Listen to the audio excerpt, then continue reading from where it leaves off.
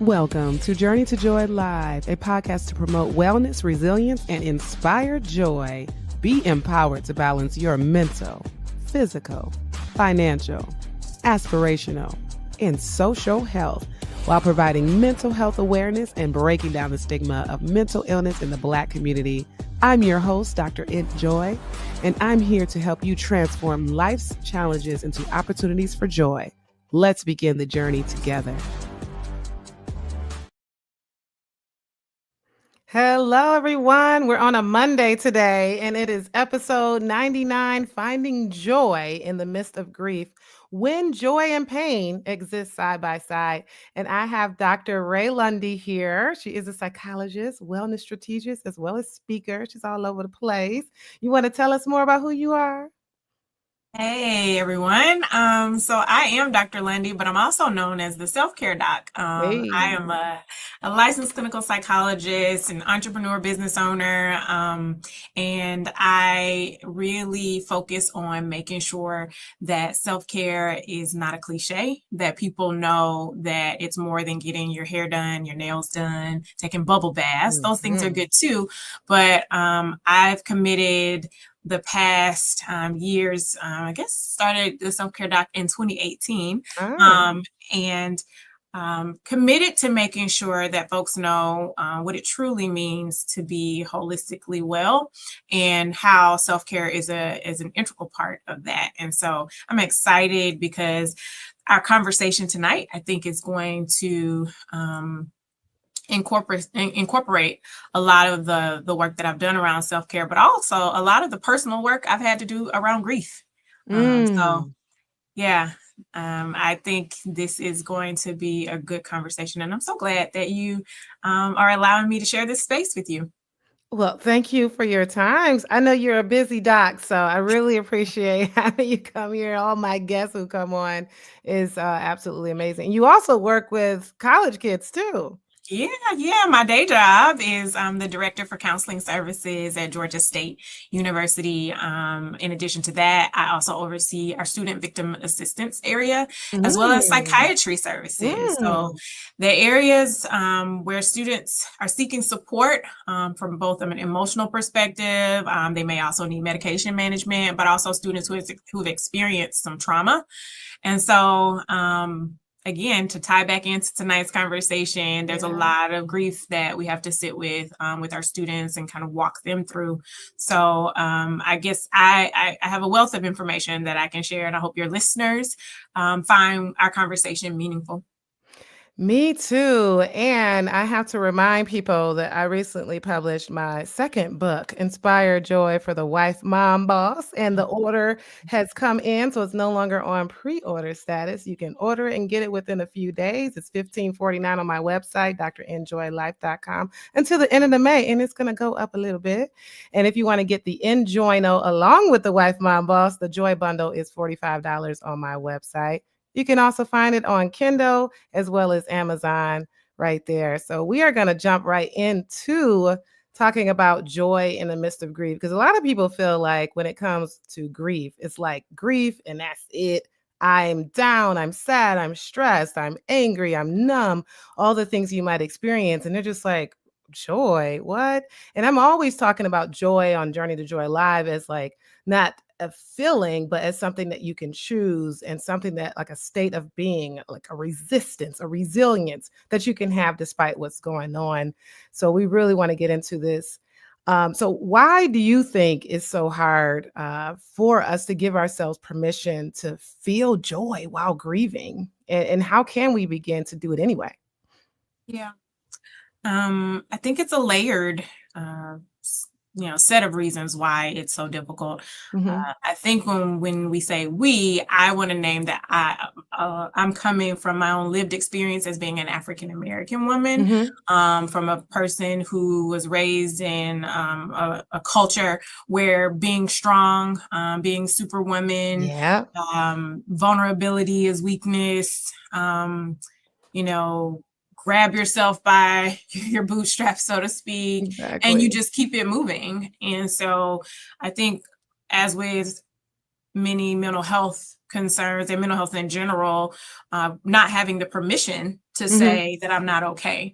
And so I think that is a large contributing factor for Mhm. folks who struggle with grief from a cultural perspective. Um, I think another thing is that people feel guilty about having Mm. joy um, Mhm. when they're having moments of grief or something or Yeah. someone if they've lost. Because I also want to name that, we often only think about grief as death, but there are all types of grief and types of loss. Yeah. And because there are different types of losses, I think we tend to judge ourselves for how we Yeah. should be feeling. And we compare, well, you know, I'll take a point of vulnerability myself to Mhm. model what I mentioned about not being the superwoman and it's okay. Mhm. I'll take a point and say that my father, about a year ago, my father was he passed away and after a Mm. battle with dementia. And I Mm. was in conversation with a friend recently who unexpectedly lost her mother. Oh, yeah. And my father, I cared for him as his primary caregiver for about a year and a Yeah, half. that's hard.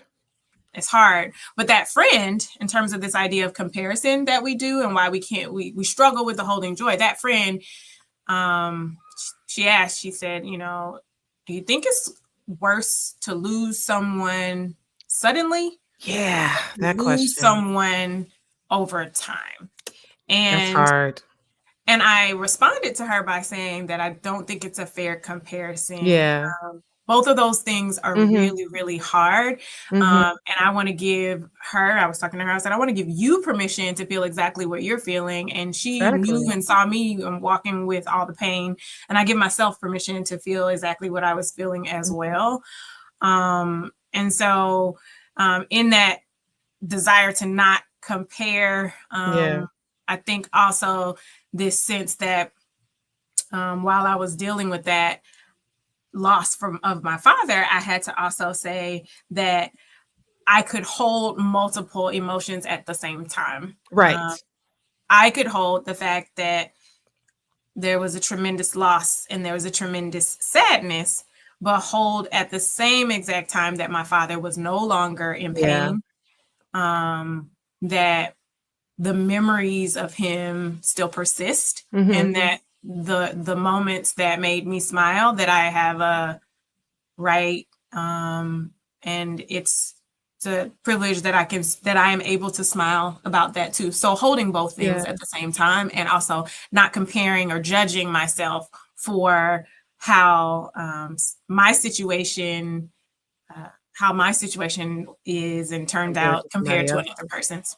Yeah, and it's really easy to judge yourself, especially with it's usually the scenario where you say have been caring for that person for quite some time. You knew they were going to die eventually, and it's been a long time. Some people might feel relief when they die, and some people might Yes. feel that judgment because it's like, Ooh. wow, how dare I feel the relief? Oh. And that's okay if you feel relief because as a self-care doc, I'm sure you can admit that it's really difficult on yourself and you're so focused on that person that's dying that you're not even caring for yourself. So it really does feel like a relief, and that's okay. Yeah, you're calling me out on that one. I struggled, and I can name that I was exhausted. And when my father passed away, I felt ashamed that I felt a sense of relief that I could get some rest. Ashamed. Yeah, Wow. And you I felt said that you could get rest. that Oh, I could get finally. rest because I was there was an uneasiness and never knew what call I would get. Never knew, every time the phone rang, I wondered if it was going to be that what next? He had fallen and broken a hip. He had injured him. So there were numerous things that were happening. And not to mention, as we think about your listeners who may also be going through grief, the Mhm. thing about grief and any of our life experiences, they're not happening in isolation. So I'm talking about all of the caregiving responsibilities or the grief that I had. But on top of that, I was in a new job, a new role. I Mhm. had moved from a new Mm. city. Life I doesn't was stop. Life doesn't stop, right? And so that's another reason why, back to your question, we definitely want to give ourselves permission to hold multiple truths at the same time, because while you might be grieving in one area, there may be another area of your life that is thriving and that is excelling, and you get to appreciate that part of your life, even if this other area at the time that other area is not thriving, and there's sadness there. So holding Yeah. both of those. For sure, and for me, 'cause I lost my dad almost about 3.5 years ago, and I was the opposite, so I was like your friend where it was sudden, we didn't hear from him all day, my sister went over there, and we kinda had a feeling, so we had maybe several hours of, like, preparing, like, "We haven't heard from him, something's going on," and of course, he was found dead in his house, Yeah. and so it's kinda like you just react, right? And you don't have that true preparation, but giving yourself permission to hold joy and pain at the same time is definitely very important. And we're actually just talking about this. Episode 96, May the Joy Be With You. My co-host, Dr. Anissa Shomo, she had just lost her father, and she was just talking about just that. And she was posting, her birthday had happened a few days after, and she was posting celebrating my birthday and grieving at the same time. And she posted that very unapologetically. So Yeah, we've got to give ourselves grace for our feelings and absolutely. reactions.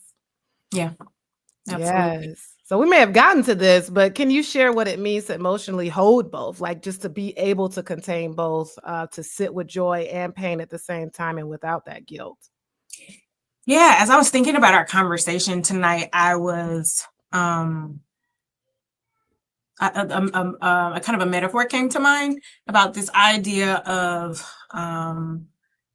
holding both at the same time, and what it really, I thought about the idea that we inhale and we exhale. Ooh, Breath work is really important, to yeah. our wellness practice. But if we think about holding both, our grief might be the inhale of our Mhm. experience, and our Mm. joy might be the ability to exhale and release. And so I invite those who are listening to think about it as, the ins, the out, the rhythm, the ups, the down, the because I think our brains may find it hard to say, like, literally, how are you doing both at the exact same time? And Yeah. the truth is, it's a moment by moment experience, the grief process. And we know years ago, we think about Kubler-Ross's stages of grief, and one of the challenges Mm. that people have with that stage model is that, like, Yeah. it's not so linear. And I think Mm-mm. where the research has gone around grief is that there isn't necessarily this mapped out pattern. But Right. again, that metaphor I give you in terms of, like, the inhale, like, oh my gosh, in this moment I'm crying, and then on my exhale, literally it can happen that quickly. On my exhale, I can hold my Exactly. child and just snuggle with my daughter or my Yeah. child. Or for me, in my instance, I have a dog, and I actually got the puppy right around the time my father's health was declining. Mm. And I'll never forget, literally, I'm there sitting there crying tears after my father, the morning my father passed, and my puppy at the time chewing on everything in the Yeah. house, pissing me off. I was so upset. I was like, if you chew one more thing. And then, just kind of licked my hand and was like being all cute. And then in that same moment with tears, Yeah. as I exhaled, I was able to have some joy to say, you know what, there's love here. Mhm. There's love here. So I give that visual for folks. That's a good one.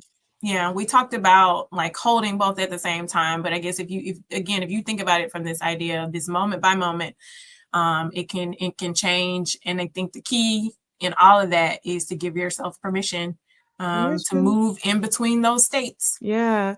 And I really love that example because a lot of us feel like we're going crazy when it's like we're angry in 1 second, then mad, then happy and laughing hysterically. And we're just like, well, am I bipolar all of a sudden? And it's just like, no, no, no, you're none of that. And you're definitely not crazy. I don't use the word crazy Yeah, same. when it comes to diagnosing. Mhm. And it just shows that, yeah, we're going to experience multiple emotions. So breathing in that grief that you're having, you're experiencing the Mhm. world, and grief is in that world that you're taking in, but letting out joy despite Yeah. what you're having. Oh, I love that. Yeah. Yeah. That's really good. So, I mean, clearly there's some misconceptions when it comes to grief, even just mentioning like the stages of grief, because some people think they go through fast, or some people think they're going to go Mm. through every stage, or that it's going to Mhm. elongate. What are some of the Mhm. misconceptions that people have about grief, especially in Black communities, that make healing even harder? Yeah.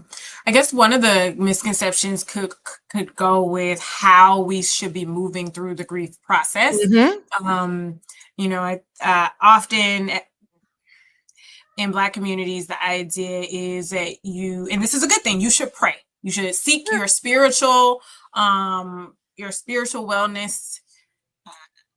components, like whether that's talking to a pastor, you Hmm. know, you know, when we think about how we honor the dead in our kind of Western culture, there is usually a church service, and then there's usually praying over the grave, and so all of those things Hmm. are appropriate to do as you feel comfortable. But I think the misconception is that that's the only way that you can move through grief, and if you are experiencing those moments of sadness, that somehow you haven't prayed hard enough, or your Oh faith gosh. isn't, you're not leaning Yeah. into your faith and trusting that God knows best. And having an emotion that feels contrary to maybe what you tell yourself you should be feeling, Hmm. having that emotion does not mean that you've done something wrong. Correct. I just want to give folks permission that our feelings are indicators. They're messengers to us. Hmm. They let us know when we need to. So even if you think about depression, for example, Yeah. the word depressed literally means to slow down, or like the coming down of something. So if you Hmm. think about it, like grief is a sadness, but it is inviting us to pause. It is inviting us Mm. to be reflective. It is I believe it is our Good. emotional self. It is the way that our emotions help us to counteract our culture, which tells us to keep going, to keep Exactly. to not stop. And the truth is, we have permission to stop. In fact, you know, there are many traditions and cultures where, we change. They change the color of their clothes. Mhm. They cover themselves, Yep. and they give this extended period of time where you can grieve because I think one of the misconceptions that we have is that grief should be quick, that we should get over. Correct. Yes. Yes, And that's so huge. not only is it that we have the opportunity to find other ways of support outside of the spirituality perspective, Mhm. um, but this idea that I'll get over it quickly, and that Says who? says who? And There's no deadline. there is no deadline. I think Yeah. that's a great way to say it. And There is no. will you ever get over it? Because it's okay Mm, to say that too. you And know. I'm realistic with patients, and I don't say it to be, like, pessimistic or a Mhm. Debbie Downer, but you may not ever get over it, and that's alright, especially for people who've been with their spouse, literally married with them majority of the time that they've even more of the time than they've ever been single, right? And then Yep. they lose their spouse and Mhm. then, "Oh, I'll get Mhm. over it." You actually Mhm. won't, and that's okay. Mhm. Mhm. Yeah. This idea that if I'm not feeling better by a certain time, then something is wrong with me, is something I want us to let go of. There is a kind of a common statement that I've heard around grief, and so this is not psychiatry or psychology, but this is Instagram wisdom, right? I'm going to use some Instagram wisdom here, where it talks about grief being the extent to your grief being compared to the extent of the love that you have for the person. And I think when I hear that, I connect with your idea of, okay, you may not ever get over it. And I connect this idea that my love was so extensive for this person, to think that I would ever not want this person, not want to think or care about this person, that in fact, that is the opposite of what I would want, because my love was so deep for this person. You So you want to keep it. You want to keep it, and you get to keep it. I think something we haven't talked about, though, and I don't know if this falls under a misconception, but this idea that I think, in addition to there being different types of grief, so you have non-death losses, you have, death losses, job, divorce. Yep, life changes. I think, though, you also have different types of attachments, connections, and love. So if you never get over your first love, let's say you lost a partner and then you lost them to death, that they died, there's not to say that you won't ever love again, but that love might be different. That's that same concept of joy and grief existing, love and grief at the same time. Yeah. You will always still hold. There is no other living person that could ever take your loved one's place, because we are all uniquely different. Our DNA, our makeup, even if you're twins, like, there is some part of you that's different, and having another love outside of your loss is possible. And so giving ourselves permission for that as well. And speaking of that, because we've been talking about giving yourself time for grace, letting you know that it's okay it might take several years, you might take all that time, but the opposite is okay too, because people might judge themselves if they do move on quickly. And they do get married within a few months. People, outside forces are judging them, or they might judge themselves. Hey, whatever works for you. Now, if that next relationship is suffering because of you're heavily grieving so much, that's another story. But if it's healthy and you're getting the help you need, taking care of yourself, and you said something really key. You said if it's healthy.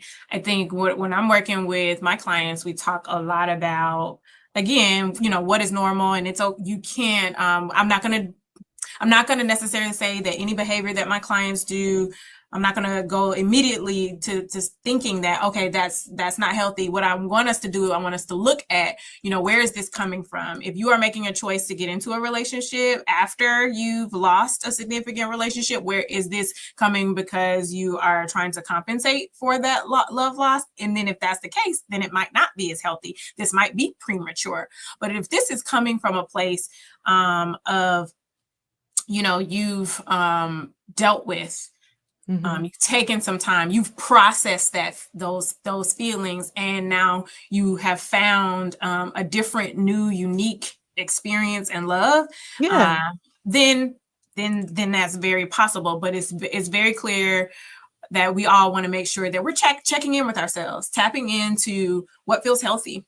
But I absolutely believe it's okay to take as much time as you need, or as little time as you need. But as long as it's healthy.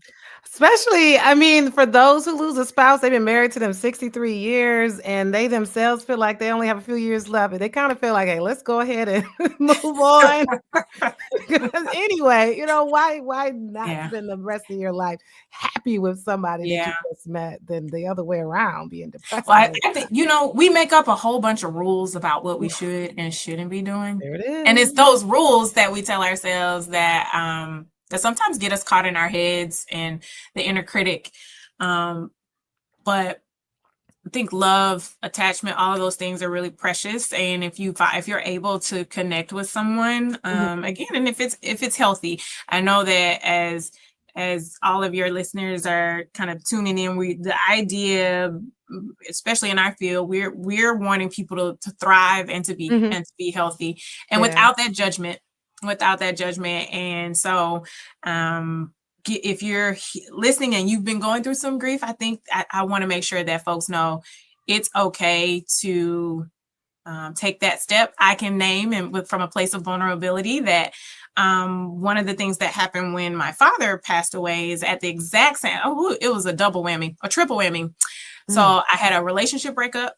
Mm. I had an aunt who was close to me, much like a mother. And then Mhm. my dad died, all within Wow. 60 days of one another, Oh. all within 60 days.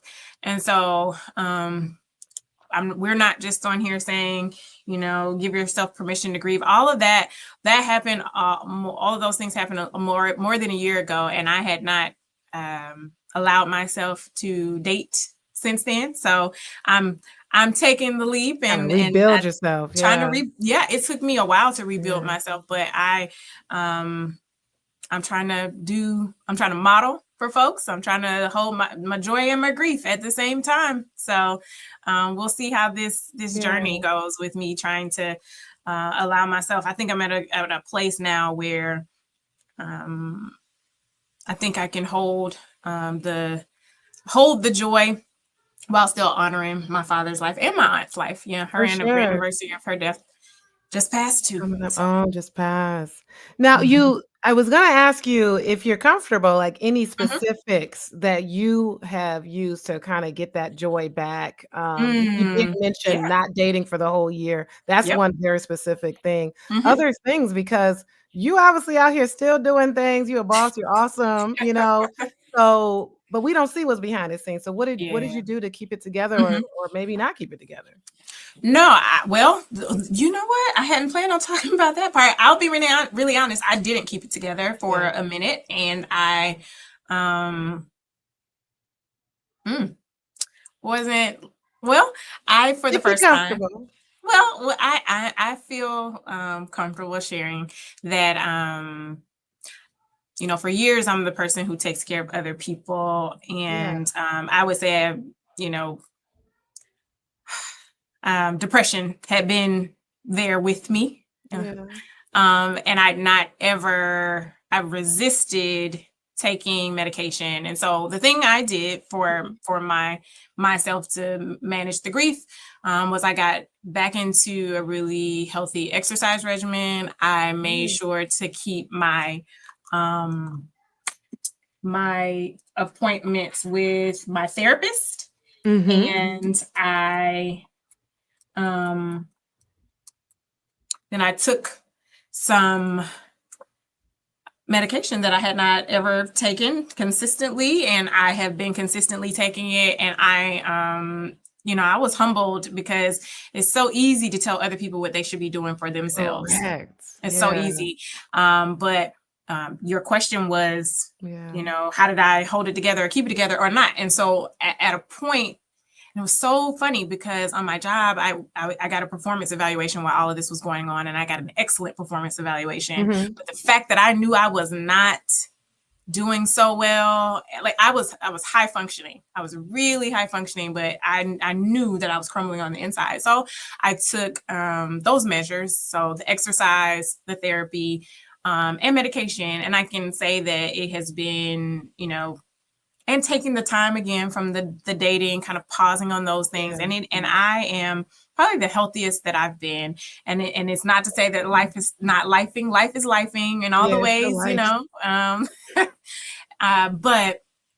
but I truly had to engage in the same self-care that I tell other folks to engage in as well. And I'm still on this journey, but I'm really Mhm. grateful for, I guess, another component. I'm really, really grateful for leaning into family and friends. Mhm. One of the things I talk about in my self-care um, program of services is I really talk about the 8 dimensions of wellness, and this Mm. idea that not only is your well-being connected to your physical or your emotional self, but Mhm. also your social, your intellectual, your environmental, your financial, your Yeah. spiritual, these areas of wellness Makes that sense. sometimes we forget about. And so my ability to be well or to keep it together, get it together, my ability to do that was really leaning into those other dimensions of wellness. So my friends, my girlfriends, and my mom held me down, and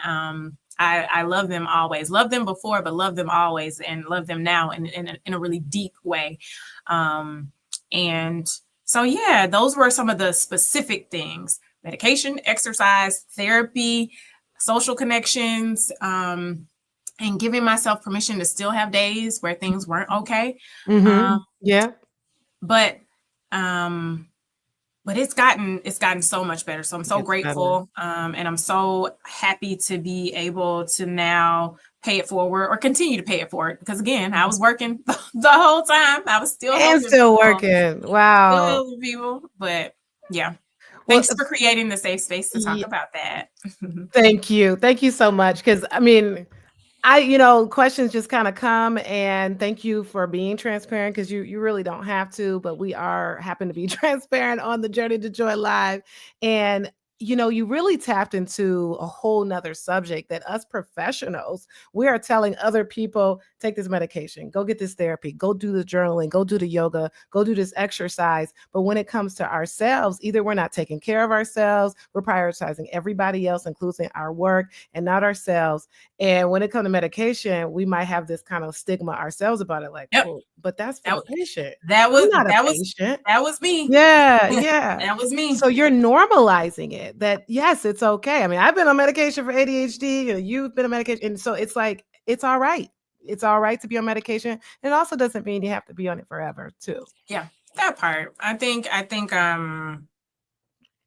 my biases were, and it was so interesting that I had to really be honest with myself. Like, what about this did I think was not a good thing? And what I found was, I thought it made me weak. All those things we talked about earlier. I thought it made me weak. I thought it meant that, somehow I wasn't doing all that I needed to do, all that I should have been doing. And the truth is, if I really believe that it's okay to ask for help, that's not just for the other people that I'm supporting and serving. That's also for me too. So yeah, exactly. And you're taking care of yourself so that you can continue to take care of everybody, because you're awesome doing all the things that you're doing. And if you can't do it anymore because you haven't been taking care of yourself, then that's all those people, that's that domino effect of all those people that you could have helped that you can no longer help anymore. So we all literally have to prioritize ourselves in order to help everybody else. Yep. Yes. So, we really tapped into, my last question is always about your own personal journey to joy. You've been talking about that, but anything else you want to add about how your own personal journey to joy has been going? Yeah. I would say that my journey to joy is in process. I mentioned earlier that I've had my experiences, but I can say today that I'm so grateful to be in a position where my wellness needs and my career needs and my love life needs and there's multiple things. I'm under contract for a home. Am doing, kind of doing some reproductive stuff, just feeling many things. So I think the journey to joy for me has been about walking the walk that I talk to other people, but also being intentional about it. The one thing I haven't been able to say, my definition of self-care is that it's the intentional act of nurturing one's physical, spiritual, and emotional self. Yes. And the intention that I've been able to find in this season, it's the intention. So my journey to joy has been an intentional one.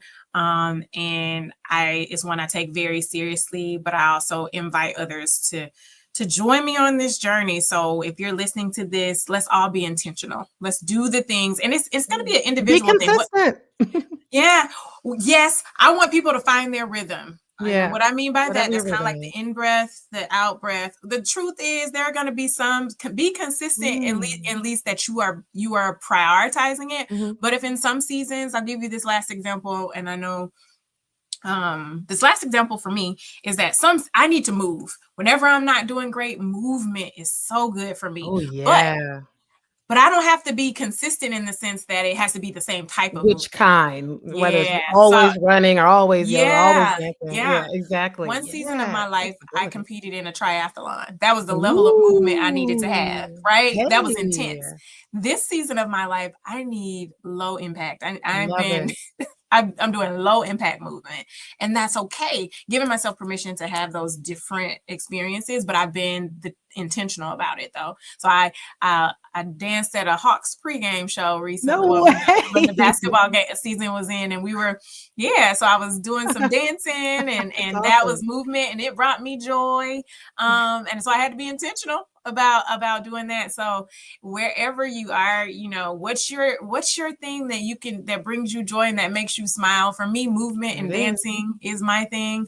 But I invite everybody, figure out what your thing is, as you're on your journey to joy. But Woohoo. I'm excited, and I'm so glad that I had a chance to share my story a little bit today, and Me hopefully it helps someone. too. Oh, it did. It Mhm. surely helps someone. Somebody's like, "Oh my god, I was meant to be on here." I appreciate you, No. Dr. Lundy, for coming on Journey to Joy Live. And as everyone heard, we're in episode 99, so that happens to mean that episode 100 is coming up. That's a Yes. milestone. That's gonna happen on Thursday, May 29th at 7 PM. I'll have 3 guests, Dr. Barbara Joy Jones, Dr. Joy Baker, and Dr. Pamela Larde, who is a joy researcher. So it's literally a conversation with joy about joy. So don't miss out. Let's get 100 live viewers watching on all platforms. So we're going to do that. We're going to have a great time because joy can interject any possible parts of our life. And we sat here talking about grief because I think that's one of the toughest things that we can deal with. So I really appreciate you, Dr. Lundy. Thank you. Thank you. This has been an Enjoy Life production. If you're in a crisis, don't hesitate. Call, text, or chat 988 for immediate support. Please note, this podcast is for informational purposes only and is not a substitute for professional treatment. If you're looking for therapy or medication management through Enjoy Life, visit www.drenjoylife.com to request a consultation. I'm licensed in 12 states. I accept Aetna in Georgia, Florida, and Virginia. Be sure to grab your copy of the Enjoy Note to help you on your wellness journey. Also, check out Inspire Joy for the wife, mom, boss to help you balance it all without losing yourself. Better yet, get the full Joy bundle for just $45. Remember, Journey to Joy Live is every Thursday at 7 p.m. Thank you for joining me, and until next time, may you continue to transform stress into joy.